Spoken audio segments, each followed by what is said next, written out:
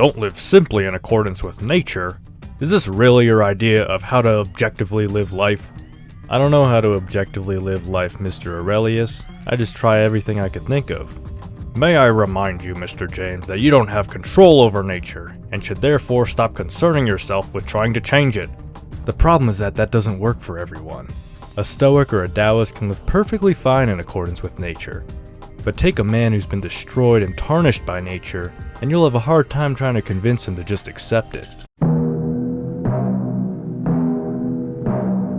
Sup friends, welcome back to this freak show of a YouTube channel.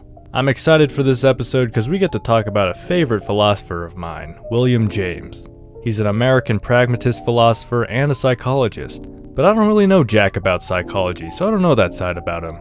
Now in this video we're going to be looking at his essay, Is Life Worth Living?, which was delivered as a lecture at Harvard in 1895. In fact, a lot of James's writing was given as a lecture, like his pragmatism lectures, so if you're interested in reading more, just keep that in mind. Also, stick through this long video and I promise I have a surprise waiting for you at the end of the video that you don't want to miss. Now this is kind of a more serious essay dealing with suicide and everything. Obviously, if you're currently dealing with suicidal thoughts, get in touch with a mental health professional, and I'll put the suicide hotline on the screen right now.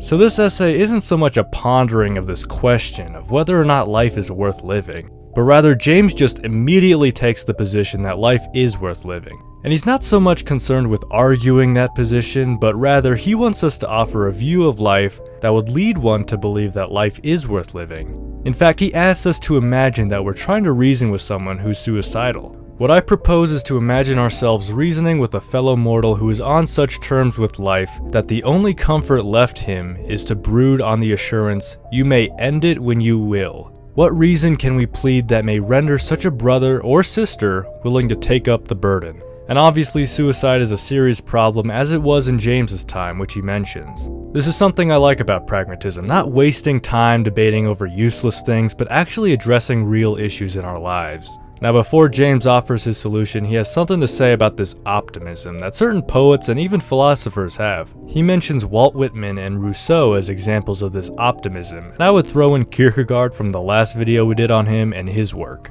It's this optimism that appreciates the smaller natural things in life and relieves yourself of any problem in life. But James recognizes that although this is helpful and useful for some people, it's kind of naive for others. We are not magicians to make the optimistic temperament universal, and alongside of the deliverances of temperamental optimism concerning life, those of temperamental pessimism always exist and oppose them to a standing refutation. Now philosophy students are kinda half and half about this in my experience anyway. Many of them do take up this optimistic temperament through certain philosophical schools, but others could take a more pessimistic view of life. So how then does James suggest we help those people dealing with this pessimism? Pessimism is essentially a religious disease. In the form of it to which you are most liable, it consists in nothing but a religious demand to which there comes no normal religious reply. So this kinda hints at what's about to happen. James is going to offer two views of life, or two stages of recovery as he calls it. Now it's kind of confusing to me whether these two stages are supposed to be both sought after, or if each stage applies to a different person. Hopefully after this video we could come up with a good answer, but to generally outline these two views in response to this pessimism, this inner discord can be relieved in either of two ways. The longing to read the facts religiously may cease, and leave the bare facts by themselves. Or, supplementary facts may be discovered or believed in which permit the religious reading to go on. I don't expect any of you to fully get it at this point. How I see it though is that the first view is written for someone who is religious and sees nature as an expression of the divine. This could be seeing nature as God's will, the Tao, or even a Stoic appreciation for nature. We could throw in Spinoza in there too, but I've never actually heard of anyone self-identify as a Spinozist. They ask you how you are, you just have to say that you're fine when you're not really fine, but you just... So if you have this view of life and still are suicidal, then this is the view that'll be addressed to you. If, however, you're an atheist and don't believe in any divinity but rather just see the bare facts of nature, then the second view is addressed for you. If you're suicidal. I mean, if these perspectives work for you and you're not suicidal, then kudos to you and don't fix what ain't broke. These new life view suggestions really only apply to those who are suicidal. But anyway, let's get into this first view of life about nature.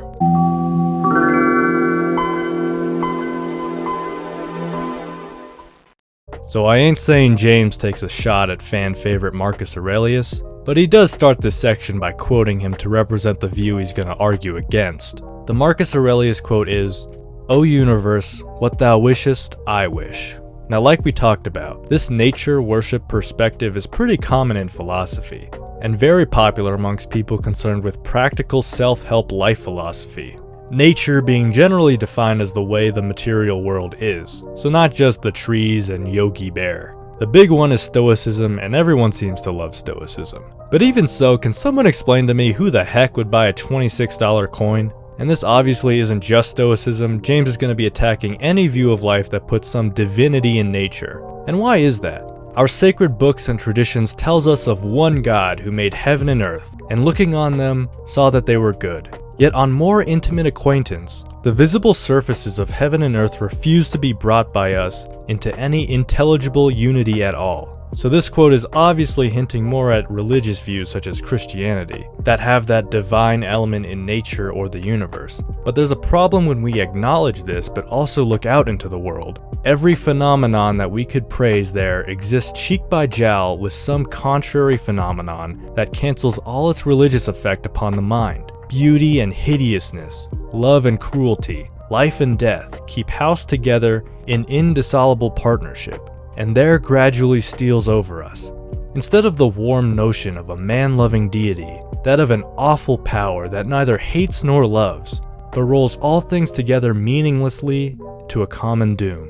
So I think what James is saying here is that in order for there to be good in this world, there also needs to be bad. Kind of like a yin-yang thing. And if we accept the whole God creating nature thing, how can we then reconcile the fact that there is then bad in this world? And what happens when the bad in someone's life is so dramatic and greatly outweighs the good? How can one then reconcile this with a human-loving God? And I know there's going to be some theologians in the comment section writing about how to justify bad in the world. And while they might be right, remember, this is addressing someone's suicidal thoughts. When I hear justifications for bad in God's world, it does make sense. But does it also capture that emotional need that the potential suicider requires? I'll let you be the judge. So we got this God, but more specifically a God that's deeply connected to nature. And in nature we see bad things happen. And how can someone emotionally reconcile this fact with a God within nature? So what are we to do? If I am to express my personal opinion unreservedly, I should say, in spite of it sounding blasphemous at first to certain ears, that the first step towards getting into healthy ultimate relations with the universe is the act of rebellion against the idea that such a God exists. Alright, so we got rid of this divine nature idol, but that's not the end of it. You see, simply getting rid of the God and nature perspective leaves a lot remaining, but it's within this aftermath that possibility emerges. With the downfall of the idol, whatever lack of positive joyness may remain, there comes also the downfall of the whimpering and cowering mood. You see, I think what James is saying is that if nature has some divine spirit in it, then it's sort of above you, outside of your control. This is kind of what we get from the Stoics, not concerning ourselves with controlling things outside your own actions, out there in the world of nature. And now without this nature compliance, we're free to act. You know, the most mind-blowing thing in this essay is that James uses the ability to commit suicide to support his overall argument not to commit suicide. You see, if God were in nature, then it would be blasphemous to commit suicide and leave God's world. However, in this spiritless, natural world, the certainty that you now may step out of life whenever you please, and that to do so is not blasphemous or monstrous, is itself an immense relief. But okay, that's interesting and all, but now what? For where the loving and admiring impulses are dead, the hating and fighting impulses will still respond to fit appeals. This evil that we feel so deeply is something that we could also help to overthrow.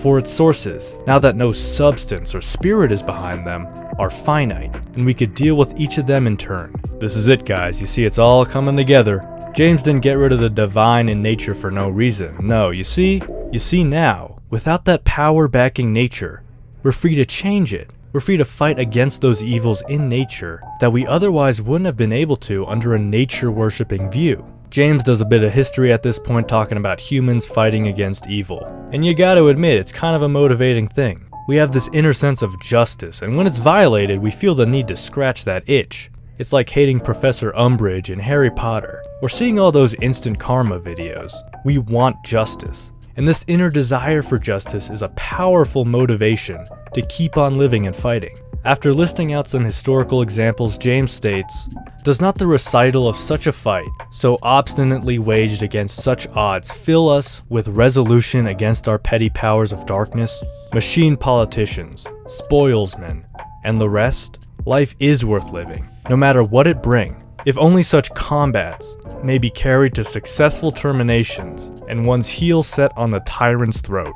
To the suicide, then, in his supposed world of multifarious and immoral nature, you could appeal, and appeal in the name of the very evils that make his heart sick there, to wait and see his part of the battle out." I know that's a long quote, but my God, it makes me want to go out and fight Ganondorf.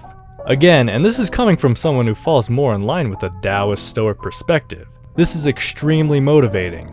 So if that whole nature thing isn't working out for a specific individual, I think this view of life could definitely be another option. Now guys, guess what? That was only life view number 1. I know, right? That in itself was a whole journey, I think. We got one more life view to go. Aw man, this is gonna be a long video, but I guess that helps with watch time. Speaking of which, if you're finding any value out of this video, consider subscribing, liking, and hitting the bell. I put content like this out roughly every week, sometimes twice a week. Now grab yourself a snack, maybe a can of Arizona tea, and let's tackle the second life view.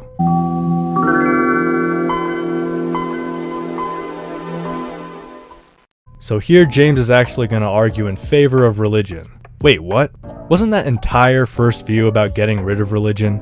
Well, it's complicated. See, we got rid of religion in the material world for one, so it's possible these two views are compatible since James is going to argue for something else. But also, maybe it's the whole different strokes for different folks thing. I mean, the first view seemed to be directed more at religious people, and this one seems to be directed towards an atheist. This is the part I'm confused about, so help your friend Amygdala out in the comments below. I can't be doing all the work here. So first let's get James defining religion here. A man's religious faith, whatever more special items of doctrine it may involve, means for me essentially his faith in the existence of an unseen order of some kind in which the riddles of the natural world may be found explained. So does this contradict life view number 1? Yeah, I'm not so sure myself. Like, James isn't putting the unseen order in nature, but he's saying it explains it. Regardless, here is James' ultimate goal with this life view. Now, I wish to make you feel that we have a right to believe the physical order to be only a partial order, that we have a right to supplement it by an unseen spiritual order which we assume on trust, if only thereby life may seem to us better worth living again. So James is asking us to believe in an unseen spiritual order that supplements the world we see and interact in today. But before we get into the benefits in believing in this unseen order, we gotta justify it first. After all, if this view is meant to be addressed to atheists, what makes you think they'll let this religious belief slide? Now James is going to talk about the science-minded people that only look at the facts in the material world. People who might respond, "Show me the evidence of this unseen world." James is going to start arguing against these objections by showing some of the limitations of ourselves and scientific development. Think how many absolutely new scientific conceptions have arisen in our own generation. How many new problems have been formulated that were never thought of before? And then cast an eye upon the brevity of science's career. Now, I don't think James is knocking science at all. He's saying, look, science is helping us get a grasp about things. But the more we seem to progress, the more questions seem to arise. Science tells us stuff, sure, but it seems like there's a world of unknowns out there that greatly outweigh the significance of our scientific knowledge. Our science is a drop, our ignorance a sea.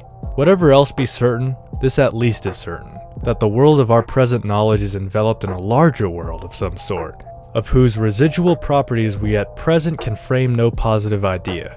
So this is starting to sound a bit like skepticism. I mean, after all, we could be living in some simulation where the real world throws all our scientific laws out the window somehow. But this skepticism takes a position of neutrality, and neutrality in itself is a position. There are, you see, inevitable occasions in life when inaction is a kind of action, and must count as an action, and when not to be for is it to be practically against. And in all such cases, strict and consistent neutrality is an unattainable thing. So we either trust in this hidden world or we don't. To stay neutral on it is to have the same practical consequences as not believing in it.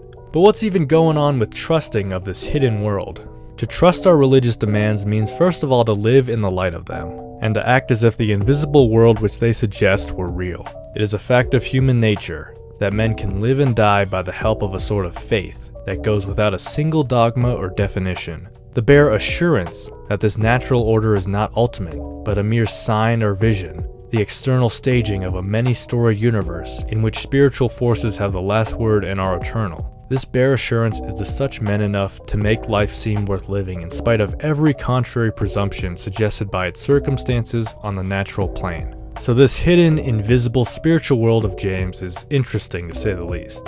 It makes me think of the unknown nature of the Tao in Taoism. But returning to our overall concern about the potential suicider, if they took a nihilistic perspective and that's what's fueling their feelings, do you think this life view has emotional power to sway them? Is the existence of an invisible order behind the scenes of this material world motivating for one to keep living? Probably to almost every one of us here, the most adverse life would seem well worth living, if we could only be certain that our bravery and patience with it were terminating and eventuating and bearing fruit somewhere in an unknown spiritual world. But all this belief stuff is so wishful. We can't verify it, we don't know if it's true, so why bother? Why bother? Because we have a need to be fulfilled, and by believing, you fulfill that need. We ought to put on our pragmatic glasses and consider the practical offense of believing versus not believing. The part of wisdom as well as of courage is to believe what is in the line of your needs, for only by such belief is the need fulfilled. Refuse to believe, and you shall indeed be right, for you shall irretrievably perish. But believe, and again you shall be right, for you shall save yourself. You make one or the other of two possible universes true by your trust or mistrust, both universes having been only maybes, in this particular, before you contributed your act. So let's assume there's no spiritual behind the scenes. What happens to individual A who believes in it and individual B who doesn't? We'll both end up in the same place, but individual A is going to live life motivated, believing that there's this background world that's taken note of his actions. Therefore, belief, regardless of its truth, has very important practical benefits for our would-be suicider. So there is more in this essay exploring these two life views, therefore I highly suggest reading it yourself. It's not that long and James is a pretty alright writer. I want to close our long discussion of this essay with the final quote from James. Be not afraid of life, believing that life is worth living, and your belief will help create the fact. The scientific proof that you are right may not be clear before the day of judgment is reached, but the faithful fighters of this hour, or the beings that then and there will represent them, may then turn to the faint-hearted, who here decline to go on, with words like those with which Henry IV greeted the tardy Krillin after a great victory had been gained. Hang yourself, brave Krillin. We fought at Archay, and you were not there. Now as promised, here's your special treat for sticking with the video. It's a picture I found of William James as a young adult in Brazil. Check out those sunglasses. I didn't even know sunglasses existed that long ago. Guys, this was a very long one, and it's currently 3:20 a.m. I could write a clever outro, but I'm about to pass out. Be sure to subscribe, like, and hit the bell to stay updated for more videos. And remember, beauty lies in wait, so go out and find it.